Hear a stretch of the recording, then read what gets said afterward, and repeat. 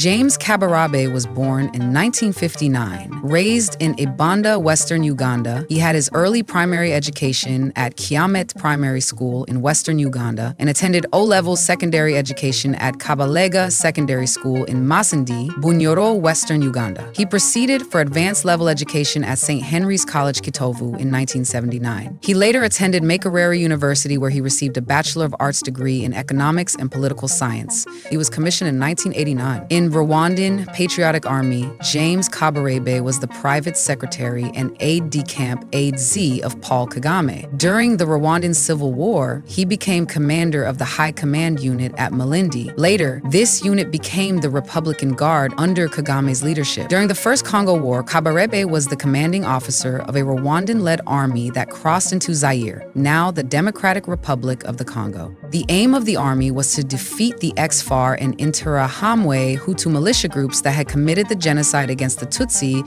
and were engaged in cross-border attacks on Rwanda, destroy the refugee camps that the militia groups and Hutu civilians were living in, and overthrow Zairean President Mobutu Sese Seko. As chief military strategist in Laurent Desire, Kabila's rebel alliance of Democratic Forces for the Liberation of Congo, ADFL, Kabarebe helped engineer the capture of Kinshasa, the capital of the Democratic Republic of the Congo, on 17 May 1997, and the defeat of Mobutu Sese Seko. At the end of this mission, he was appointed Chief of Staff of the Congolese Army by Kabila. However, relations between Rwanda and Kabila soon deteriorated in circumstances that would eventually lead to the Second Congo War. Fearing a coup d'etat around 27 July 1998, Kabila dismissed Kabarebe from his post. Kabila then appointed General Celestin Kifwa, a Congolese who had previously served in Angola. During Second Congo War, and he was as Chief of Staff, the 10th Division, stationed in Eastern Congo, began adding more Banyamulenge, Banyarwanda, and ex-Bredman Defense Forces troops who tended to oppose Kabila. Following his dismissal as Chief of Staff in July 1998, Kabarebe and Ugandan and Congolese allies began planning an attack on Western Congo, intended to quickly topple the Kabila regime. On 4 August, he led an airborne assault on Kitona Airfield, airlifting with him around 3,000 RPA and UPF soldiers. His troops advanced quickly, taking major ports and infrastructure in eastern Congo in a matter of days. In their march, the coalition is alleged to have raped and murdered civilians and pillaged banks. By 22 August, he had reached Kinshasa, but Zimbabwean, Namibian, and Angolan intervention prevented his troops from taking and deposing Kabila. He was forced to withdraw to Angola until final evacuation in December 1998. During the retreat of the coalition forces,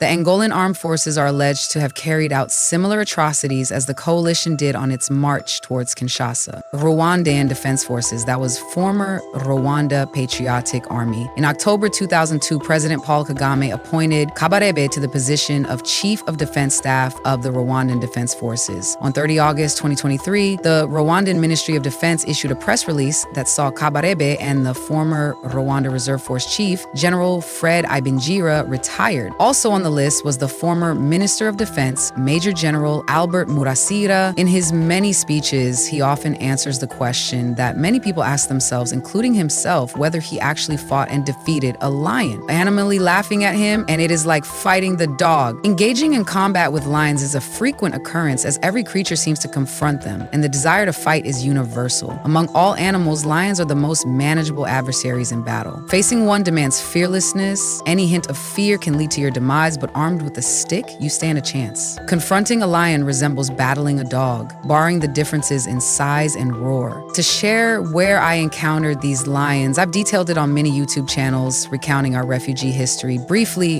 in 1982, the Ugandan government expelled Rwandans who had sought refuge in Uganda. Obote, the former Ugandan president, harbored animosity towards Rwandans, forcing us to return to Rwanda. Upon our arrival, Habyarimana remarked, "You are Ugandans."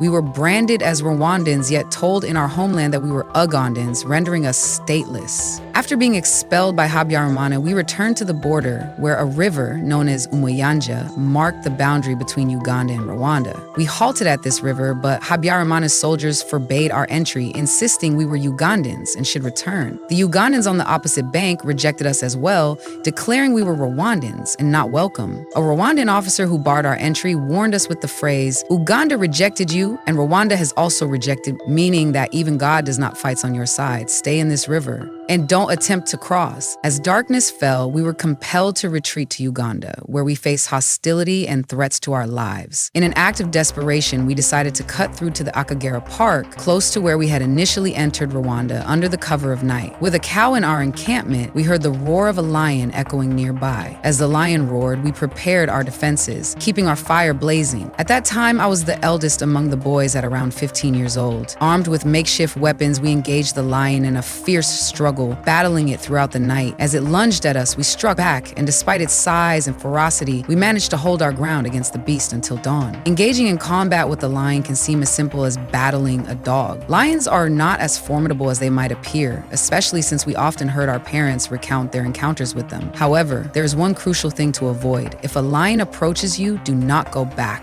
You're at risk. If you make a misstep, it could lead to your demise. This history has shaped our journey to Rwanda, where Habyarimana established a camp for us in AS Kibondo at Umutaratra. We resided there. The rebellion was quashed in 1986 when President Museveni assumed power, allowing Rwandans to return to Uganda. Following the genocide in 1994, many Rwandans returned to their homeland. Can you hear the outcry? A people in distress, echoing the struggles of the past. On July 22, 2022, during a youth conference in the Gisagara district at Southern Province, Gen Kabarebe addressed accusations linking him to the hijacking of former President Habyarimana's plane. He noted that it was customary for all ministers to line up at Kanombe Airport to bid farewell to Habyarimana before his trips abroad. The circumstances surrounding Habyarimana's plane crash are perplexing, he explained, highlighting that if he was departing for Arusha, Tanzania, the entire government would typically see him off at the airport. However, when Habyarimana traveled to Tanzania, no ministers were there. Jan Kabarebe also pointed out that Habyarimana made the trip to Dar es Salaam without notifying anyone to accompany him, taking only his chief of staff, Enoch Ruegira. Another puzzling detail he mentioned was that within a week, families of senior military officers residing near Kanombe Airport were evacuated. The area in the valley was home to the families of officers from Gichie, Habyarimana's birthplace.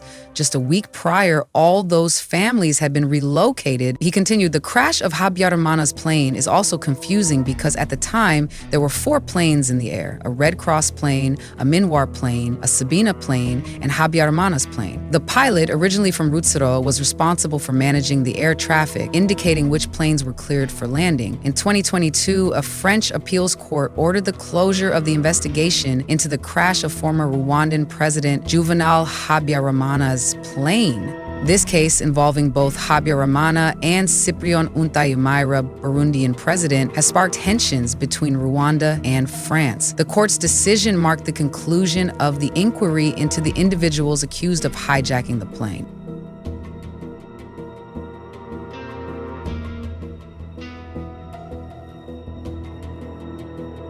Thank you for watching PJ Pro TV.